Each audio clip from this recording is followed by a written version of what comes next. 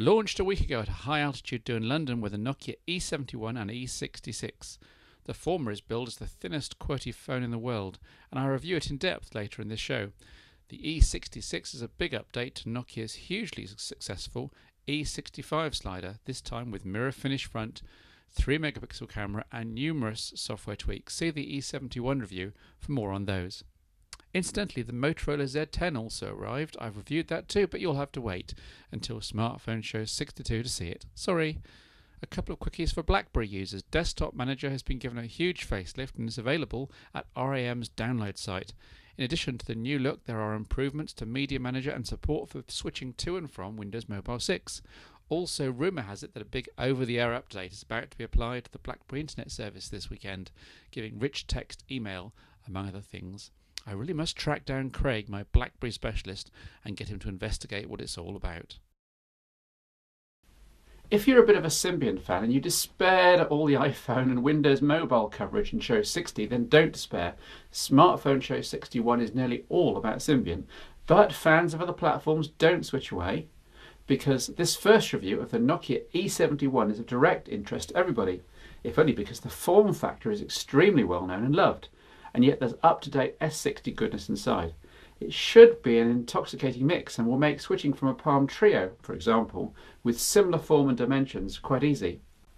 There are actually two E71s here. One is the gunmetal grey version, the standard version, which is available more or less now, and one is a special edition white, sort of iPod white edition, and that will be coming out in a couple of months. I'm going to stick to the white one for the purposes of the review. Thinking about the Trio again, the dimensions only seem similar in plan view. If you look at the E71 from the side, you can see one of its unique selling points. Claimed to be the world's thinnest QWERTY smartphone, it's only 10mm thick for most of its length. In fact, take out the battery, the 1500 mAh battery, and there's not a lot left in terms of hardware. It's mainly empty space. There's no loss of strength though by making it so thin. We're talking metal and high density plastic here. Picking up the E71 immediately gives a sense of quality with its 126 gram weight somehow seeming too light. All of which makes a change from the heft of the also metallic Nokia E61i, the predecessor, on which the E71 improves in almost every way. You can see the differences here. The only obvious downsides of the move are that the E71 has had the screen slimmed down to 2.4 inches from 2.8, and also the keyboard is slightly slimmer, but these are eminently bearable considering what you're getting.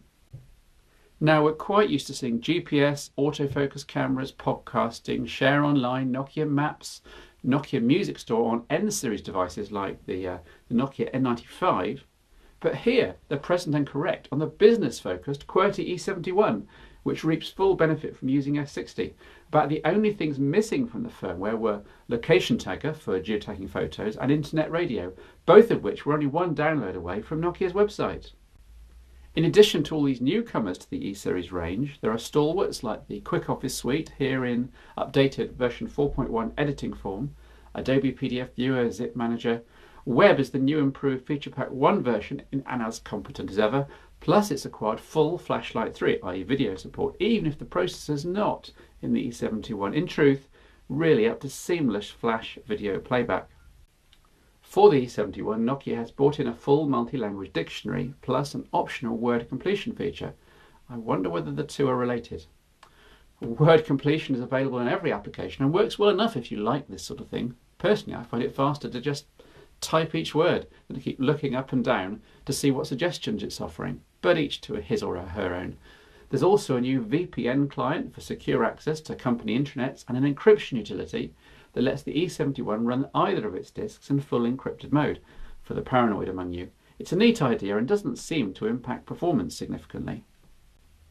The E71 has a very full software package, even more so once you realise that the standard S60 PIM apps have been overhauled, with Calendar here gaining a dramatic makeover, including split screen month view, improved all other views, plus condensed dialogues that mean less scrolling down when entering appointments.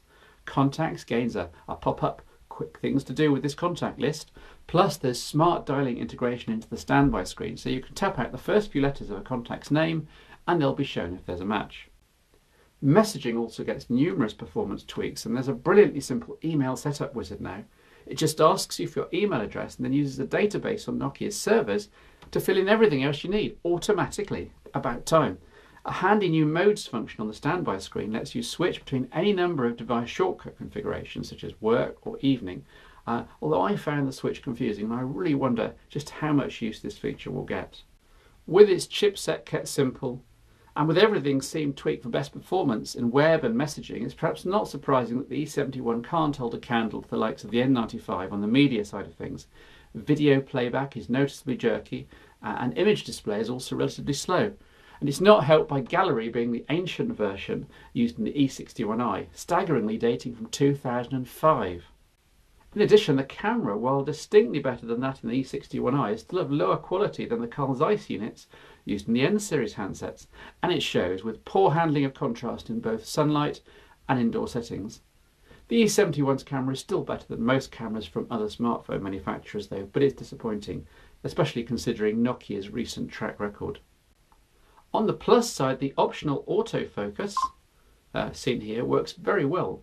You can either snap immediately for kids, animals, or take your time and focus properly on static subjects. It also allows super close-ups down to an amazing 4 centimeters. Video recording is also more limited at the standard quarter VGA by 15 frames a second, albeit with a high-quality audio soundtrack. Games are a tiny bit of a disappointment. This is Global Race, which comes with the E71, which runs pretty slickly, but some other third-party games, such as Virtual Pool Mobile and Oval Racer, weren't quite so slick, so your mileage may vary. Java games run fine, by the way. As long as the camera is not that important to you, and provided you're not a games or N-Gage nut, you'll love the Nokia E71. It's got wide 3G support, Wi-Fi, A2DP, and a wired 2.5mm stereo headset for great music playback, I have to say. There's the superb trio-like QWERTY keyboard, the best D-pad I've ever seen, and the same massive 1500 mAh battery as the E61 and 61i. At the E71's launch, a Nokia top exec told me how he'd used the E71 for a week-long trip without a charger. Try that with just about any other device on the market. This is the Nokia E71.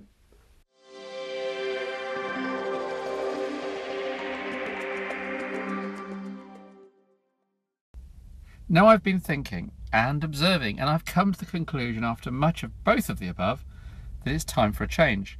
And it's not just me. I'm seeing the same thing from many other commentators.